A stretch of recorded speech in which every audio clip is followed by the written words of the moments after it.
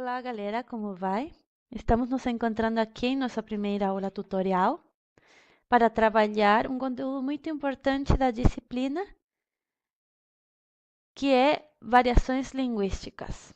É necessário que lembremos os conceitos de língua, linguagem e nível da linguagem, que já foi trabalhado nas semanas anteriores, para a compreensão de todos os conceitos novos que vamos ver aqui.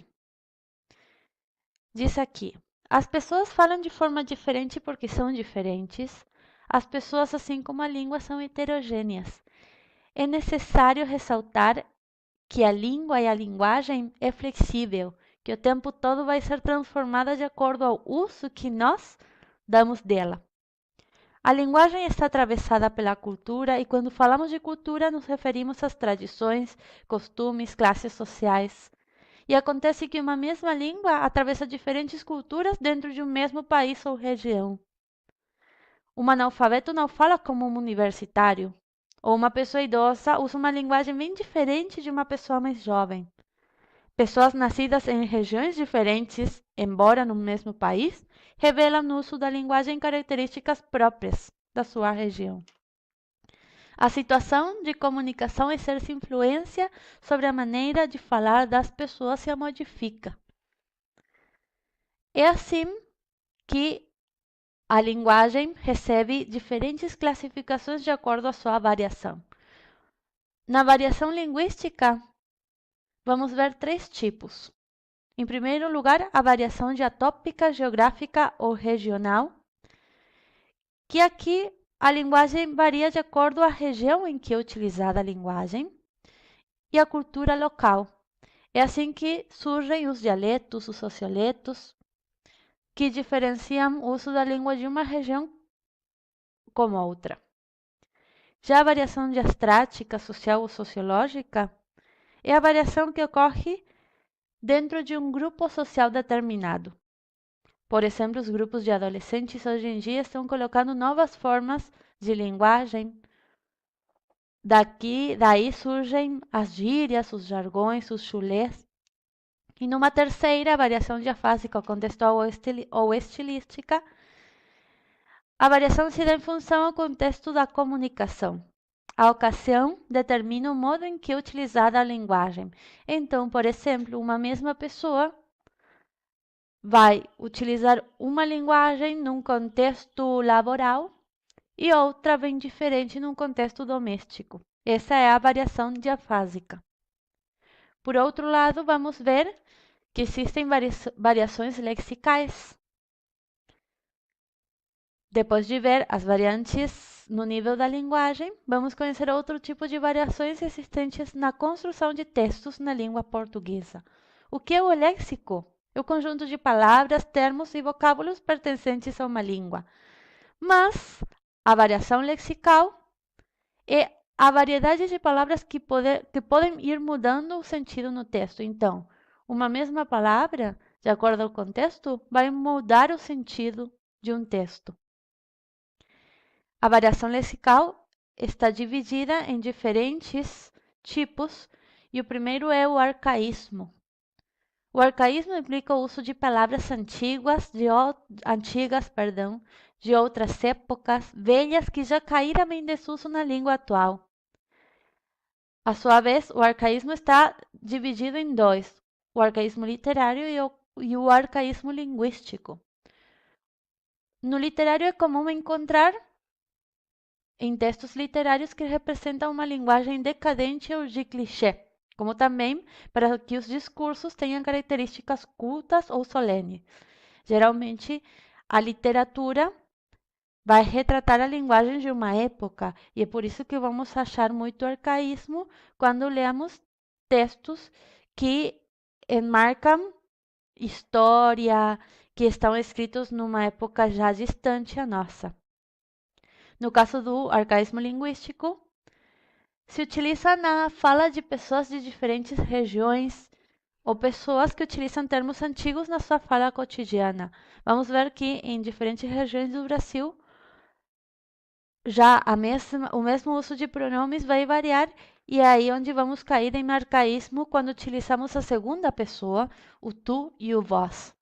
O uso de categorias gramaticais como ser o pronome pessoal da segunda pessoa, plural, vós, com a conjugação dos verbos nesta mesma pessoa também remete ao arcaísmo. É importante adequar seu uso para não prejudicar a compreensão do texto. E aqui temos alguns exemplos de arcaísmo que podemos encontrar em diferentes textos. Palavras como catapulta, feudal, vassalo, ceroula, você-me-sé, outro sim, quiçá, a guisa de, apalermando, magote, azinha, arteirice, punçante, feder. E aqui tem já a modo de brincadeira, sim, uma imagem que diz: você-me-sé não tem valor algum perante regras de relacionamentos, mas mesmo com essas circunstâncias, tenho afeto por você-me-sé. Vejam como já de forma humorística se utiliza o você-me-sé, mas esse vocábulo remete a um arcaísmo, já não é utilizado na linguagem atual. Por outro lado, temos o neologismo como variante lexical. Perante os fatores que influenciam a língua, existe a necessidade de criar novas palavras para definir novos objetos, estados, conceitos. O neologismo maiormente surge de âmbitos ligados à tecnologia, à medicina, economia, educação. Existem diversos processos para a criação de palavras, tais como a justaposição, a sufixação, a abreviação, a importação de vocábulos existentes em outras línguas. Em gramática portuguesa 1, vocês já conheceram ou conhecerão os processos de formação de palavras. Aqui vamos ver desde o ponto de vista do significado e do sentido. Como a língua vai mudando e vai se transformando, é necessário criar novas palavras adequadas ao contexto. Isso é um neologismo. Os novos termos podem surgir da fala popular a partir do uso massivo de um termo que acaba sendo adicionado ao dicionário, ou seja, forma parte já da linguagem formal, e esse processo é chamado de neologismo popular.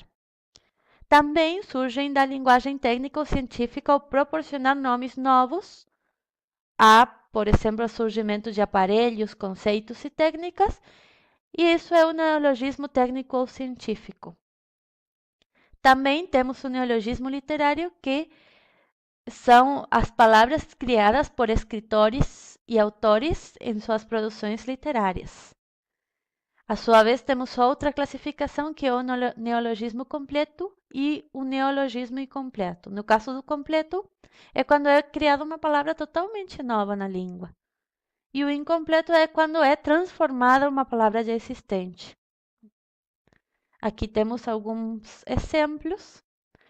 No primeiro quadro temos as palavras, os verbos que foram criados através já do uso da internet ou que são importadas de outra língua, como por exemplo crashar, forma adaptada de crash, sofrer uma pane abrupta, dar um pau, ou debugar, forma aportuguesada de debug, depurar possíveis erros de lógica ou de codificação de um programa, por exemplo.